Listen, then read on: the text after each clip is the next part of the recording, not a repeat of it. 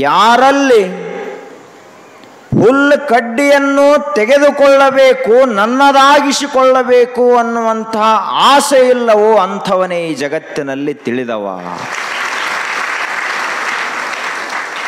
ಯಾವ ಮನುಷ್ಯನಿಗೆ ಇಡೀ ಜಗತ್ತಿನ ಸಂಪತ್ತು ಬೇಡ ಅಂಥೇಳಿ ಅನಿಸ್ತದನೋ ಅಂಥವನು ನಿಜವಾದ ಶಿವಯೋಗಿ. ನಮಗನಿಸತೇನೆ ಅಂದರೆ ಹಿಂಗೆ ಏನೂ ಬ್ಯಾಡ ಅಂತ ಅನಿಸದೇನು? ನಾಳೆ ಸಾಯವದಾನಂದ್ರೆ ಇವತ್ತಿನ ನಂತರ ಕೇಳ್ರಿ, ಅಜ್ಜ ನಿನಗೆ ಏನೇನ್ರೆ ಇಚ್ಛಾ ಅದಾವೋ ಏನು ಇಲ್ಲೋ ಅಂತ ಕೇಳ್ರಿ. ಒಂದು ದಿವಸ ಪೂರ್ಣ ರಾತ್ರಿ ಹಗಲ ಕೂಡೆ ಹೇಳ್ತೈತೆ ಮುದಕ್ಕೆ ವರ್ಕೋರಿ ಅಂತ ಹೇಳಿ. ಕೊನೆ ಇಚ್ಛಾ ಇವು,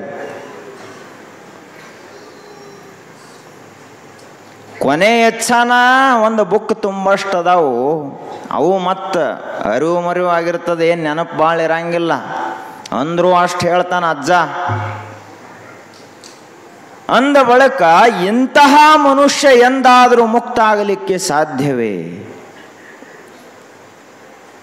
ನಾವು ನದಿಯಲ್ಲಿ ತೇಲ್ಬೇಕಾದ್ರೆ, ನದಿಯಲ್ಲಿ ಈಜಬೇಕಾದ್ರೆ ಕಲ್ಲು ಕಟ್ಟಿಕೊಂಡು ಈಜಲಿಕ್ಕಾಗುವುದಿಲ್ಲ. ಎಲ್ಲ ರೀತಿಯಾದಂಥ ಸಾಮಾನುಗಳನ್ನು, ಭಾರವನ್ನು ತೆಗೆದು ಹಾಕಿ ನದಿಗೆ ಜಿಗಿದಾಗ ಮಾತ್ರ ನದಿಯಲ್ಲಿ ಈಜಲಿಕ್ಕೆ ಸಾಧ್ಯ ಅದ. ಹಾಗೆ ಈ ಪ್ರಪಂಚದಲ್ಲಿ ನಾವು ಪಾರಾಗಿ ಹೋಗಬೇಕಾದ್ರೆ ಈ ತಲೆಯಲ್ಲಿ, ಈ ಮನಸ್ಸಿನಲ್ಲಿ ಯಾವ ಆಸೆಗಳ ಭಾರ ಇರಬಾರದು, ಯಾವುದೇ ರೀತಿಯಾದಂಥ ವ್ಯಾಮೋಹ ಇರಬಾರದು. ಆಗ ಮಾತ್ರ ಒಬ್ಬ ಮನುಷ್ಯ ಈ ಭವ ಸಮುದ್ರವನ್ನು ದಾಟಿ ಪರಮಾತ್ಮನ ಪರಂಧಾಮವನ್ನು ಸೇರ್ತಾನೆ. ಅಕಸ್ಮಾತ್ ಏನಾದರೂ ಆಸೆಗಳು ಉಳಿದಿದ್ದು ಅಂದ್ರೆ ಅದು ಸಾಧ್ಯ ಇಲ್ಲ. ಅದಕ್ಕ ಅಲ್ಲಮ ಪ್ರಭುದೇವರು ಒಂದು ಮಾತನ್ನ ಹೇಳ್ತಾರೆ.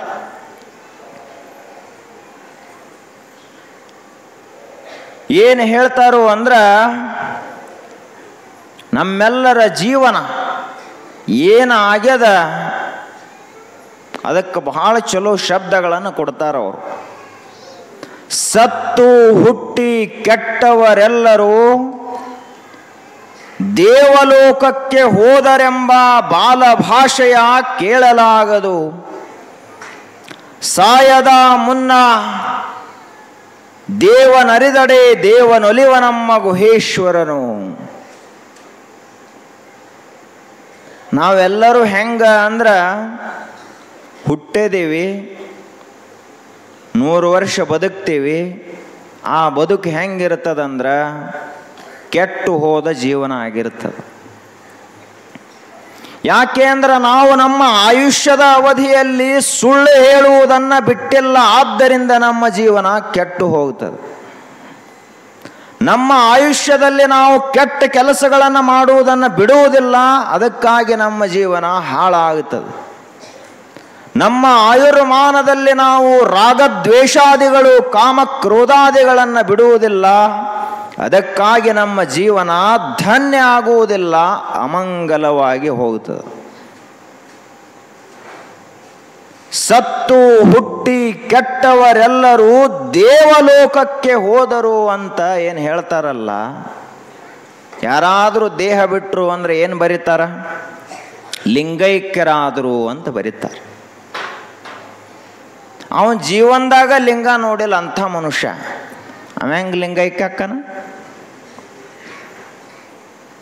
ಜೀವನದಲ್ಲೇ ದೇವರ ಗುಡಿಗೆ ಹೋಗಲಾರದಂಥ ಮನುಷ್ಯ ಕೈಲಾಸವಾಸಿ ಆದಂಥವ. ಅವ ಶಿವನ ಹೆಸರ ಗೊತ್ತಿಲ್ಲ ಅವನಿಗೆ. ಸತ್ತು ಹುಟ್ಟಿ ಕೆಟ್ಟವರೆಲ್ಲರೂ ದೇವಲೋಕಕ್ಕೆ ಹೋದರೆಂಬ ಬಾಲಭಾಷೆಯ ಕೇಳಲಾಗದು. ಇದು ಸಣ್ಣ ಹುಡುಗರು ಮಾತಾಡಿದಂಥ ಮಾತಿನಂಗದ. ವೈಕುಂಠವಾಸಿಗಳಾದರು, ಕೈಲಾಸವಾಸಿಗಳಾದರು, ಲಿಂಗೈಕ್ಯರಾದರು, ಮುಕ್ತರಾದರು ಅಂತ ಇಂತಹ ಸಾಮಾನ್ಯರಿಗೆ ಹೇಳುವಂತಹ ಮಾತಲ್ಲ ಅದು. ಹಾಗಾದ್ರೆ ಲಿಂಗೈಕ್ಯರಾಗಬೇಕಾದ್ರೆ ನಾವು ಹೆಂಗಿರಬೇಕು, ಏನು ಮಾಡಬೇಕು ಅನ್ನುವುದನ್ನು ಹೇಳ್ತಾರೆ. ಸಾಯದ ಮುನ್ನ ಸ್ವಯವನರಿದಡೆ ದೇವನೊಲಿವ ನಮ್ಮ ಗುಹೇಶ್ವರನು. ಸಾಯುಕ್ಕಿಂತ ಮೊದಲ ನಾವು ಒಂದು ಕೆಲಸ ಮಾಡಬೇಕಾಗ್ತದೆ. ಇಡೀ ಆಯುಷ್ಯ ಮುಗಿಯುವುದರೊಳಗಾಗಿ ಏನು ಮಾಡಬೇಕು ನಾವು? ಸ್ವಯವನರಿದಡೆ ನಾ ಯಾರದೇನಪ್ಪ ಅಂತ ತಿಳ್ಕೋಬೇಕು. ನಾವ್ಯಾರದೇವಿ? ಸರಿಯಾಗಿ ಕುಂತ್ಕೊಂಡು ವಿಚಾರ ಮಾಡಿದರೆ ಗೊತ್ತಾಗ್ತದ, ನಿಜವಾಗಿಯೂ ನಾವು ಈ ಶರೀರ ಅಲ್ಲ ಅಂತ ಗೊತ್ತಾಗ್ತದೆ. ನಿಜವಾಗಿಯೂ ನಾವು ಮನಸ್ಸು ಅಲ್ಲ. ಈ ಹೊರಗೆ ಜಗತ್ತಿನಲ್ಲಿ ಏನೇನದನೋ ಇದು ಯಾವುದೂ ನಮ್ಮದಲ್ಲ.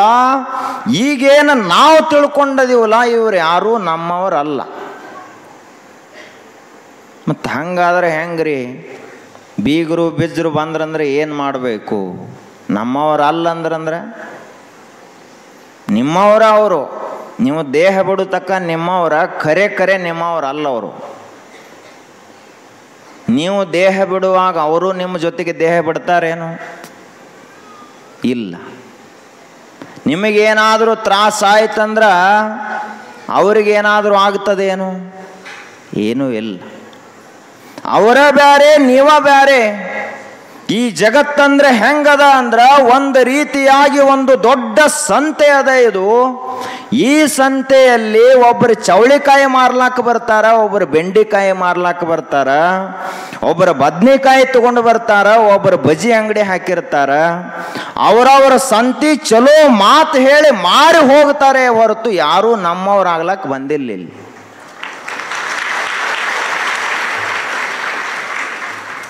ನೀವೇನೇನು ತಂದರೆ ನೋಡ್ರಿ ಸಂತಿಗೆ. ಚವಳಿಕಾಯಿ ತಂದರು, ಇನ್ನು ಕೆಲವೊಂದಿಷ್ಟು ಮಂದಿ ಬರೀ ಹುಳುಕ ಬದ್ನಿಕಾಯಿ ತಂದಿರ್ತದೆ ಜಗತ್ತಿಗೆ. ಕೊಳ್ಳುವಂಗೆ ಏನೂ ಇರಂಗಿಲ್ಲ ಅವ್ರ ಹತ್ತಿರ. ಎದ್ದು ಕೂಡಲೇ ನೋಡ್ರಿ ಮಕ್ಕಳಿಗೆ ಬೈತಿರ್ತಾರೆ. ಅಂದ್ರೆ ಅವ್ರು ಈ ಜಗತ್ತಿಗೆ ಹುಳುಕ ಹತ್ತಿದ ಬದ್ನಿಕಾಯಿ ತಂದಾರಂತ. ಎಲ್ಲರೂ ಕೂಡ ಅವರವರ ಸಂತೆಯನ್ನ ಮಾಡಲಿಕ್ಕೆ ಬಂದವರೇ ಹೊರತು ಯಾರೂ ನಮ್ಮವರಲ್ಲ ಅನ್ನುವುದೇ ಸತ್ಯ ಈ ಜಗತ್ತಿನಲ್ಲಿ. ಅದಕ್ಕೆ ಯಾರಾದರೂ ನಿಮಗೆ ಹತ್ತಿ ಹೊಂದಿದಂಥವರು ದೇಹ ಬಿಟ್ಟರು ಅಂದ್ರೆ ಭಾಳ ಅಳಬೇಡ್ರಿ, ತ್ರಾಸಾಗ್ತದೆ. ಸುಮ್ಕ ಯಾಕೆ ತ್ರಾಸ ಮಾಡ್ಕೊಳ್ಳೋದು? ಖರೆನ ಅವ್ರು ನಮ್ಮವ್ರು ಅಲ್ಲ ಅಂದ ಬಳಕ ಅವ್ರ ಸಲುವಾಗಿ ಯಾಕೆ ಕಳೋದು? ನೆರೆಮನೆಯ ದುಃಖಕ್ಕೆ ಅಳುವವರ ಮೆಚ್ಚ ನಮ್ಮ ಕೂಡಲ ಸಂಗಮ ದೇವ. ಪರಚಿಂತೆ ಯಮಗೆ ಕೈಯ, ಎಮ್ಮ ಚಿಂತೆ ಯಮಗೆ ಸಾಲದೆ. ಕೂಡಲ ಸಂಗಮ ದೇವ ಒಲಿವನೋ ಒಲಿಯನೋ ಎಂಬ ಚಿಂತೆ ಹಾಸಲು ಉಂಟು, ಹೊದೆಯಲು ಉಂಟು. ನಾವೀ ಜಗತ್ತಿಗೆ ಬಂದದ್ದನ್ನು ಮಂದಿ ಚಿಂತೆ ಮಾಡೋ ಸಲುವಾಗಿ. ಬಸವಣ್ಣವ್ರಿಗೆ ವಿರುದ್ಧದ ನಮ್ಮ ಜೀವನ. ಆದ್ದರಿಂದ ಅವರು ಹೇಳ್ತಾರ, ಮಂದಿ ಸಲುವಾಗಿ ಎಂದು ಅಳ್ಳಾಕ್ ಹೋಗಬೇಡಪ್ಪ, ನೀ ಈ ಜಗತ್ತಿಗೆ ಯಾಕೆ ಬಂದಿದೆಯಲ್ಲ ಆ ಕೆಲಸ ಮಾಡಿ ಮುಗಿಸು. ಆ ಕೆಲಸ ಯಾವುದು ಅಂದ್ರೆ ನಾನು ಯಾರೋ ಅದನ್ನು ತಿಳಿದುಕೊಳ್ಳಬೇಕು.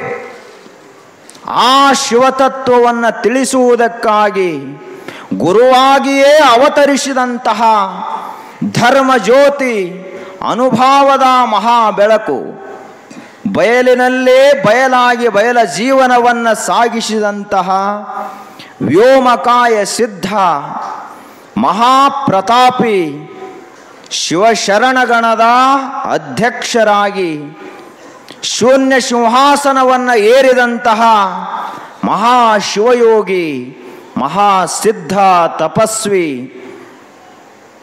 ಅಲ್ಲಮ ಪ್ರಭುದೇವರು.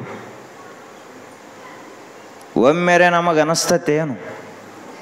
ಹುಡುಗರಿಗೆ ಕೇಳ್ತೀರಿ ನೀವು ಎಲ್ಲರೂ ಮನ್ಯಾಗ, ಏನಾಗಬೇಕಂತ ಮಾಡಿದೀಪ ಅಂದ್ರೆ ಅವರೆಲ್ಲ ತಮಗೆ ಬೇಕಾದಂಗೆ ದಿನ ಟಿ ವಿ ನೋಡ್ತಿರ್ತಾವ ಹುಡುಗರು. ಚಲೋ ಹೀರೋನ ಹೆಸರು ಹೇಳ್ತಾರೆ. ಇವು ಸಣ್ಣ ಹೆಣ್ಮಕ್ಳ ಅವೇನು ಹೇಳ್ತಾವ, ಹೀರೋಯಿನಿಗಳ ಹೆಸರೇನು ಹೇಳ್ತಾರೆ. ನೀವು ಯಾರು ಬುದ್ಧಿ ಹೇಳಂಗಿಲ್ಲ. ಯಾಕೆ ಅಂದ್ರೆ ನಿಮಗೂ ಹಂಗೆ ಅನಿಸೇ ಇಲ್ಲ, ಇದು ತಪ್ಪ ಅಂತ ಅನಿಸೇ ಇಲ್ಲ ನಿಮಗೂ. ಟಿ ವಿಯಲ್ಲಿ ಬರುವಂತಹ ಚಲನಚಿತ್ರಗಳಲ್ಲಿ ಬರುವಂತಹ ನಟ ನಟಿಯರನ್ನು ನೋಡಿ ನಿಮ್ಮ ಮಕ್ಕಳು ಅವರಂಗ ಆಗಬೇಕಂದ್ರೂ ಕೂಡ ನಿಮಗೆ ಏನೂ ಅನಿಸೋದಿಲ್ಲ ಅಂದರೆ ಏನೇ ಹೇಳಬೇಕು ನಾವಿನ್ನು? ನಾವು ಎಂದಿಗೂ ಕೂಡ ಅವರಂಗಾಗಬಾರದು. ಯಾರಂಗಾಗಬೇಕು ಅಂತ ಕೇಳಿದರ ದಯವೇ ಧರ್ಮದ ಮೂಲವಯ್ಯ ಅಂತ ಹೇಳಿದ ಬಸವಣ್ಣನಂತೆ ನಮ್ಮ ಮಕ್ಕಳಾಗಬೇಕು. ಎಂದೆಂದಿಗೂ ಕಳ್ಳತನವನ್ನೇ ಮಾಡದಂತಹ ಮಹಾ ಶಿವಶರಣರಾಗಬೇಕು. ಬಹಳ ಹುಡುಗರು ಏನು ಹೇಳ್ತಾವ, ಏನಾಗಬೇಕಂತ ಮಾಡೇದಿ? ಇಲ್ಲ, MLA ಆಗಬೇಕಂತ ಮಾಡೇನಿ. MLA ಆಗಿ ಮಾಡಾವೇನಪ್ಪ?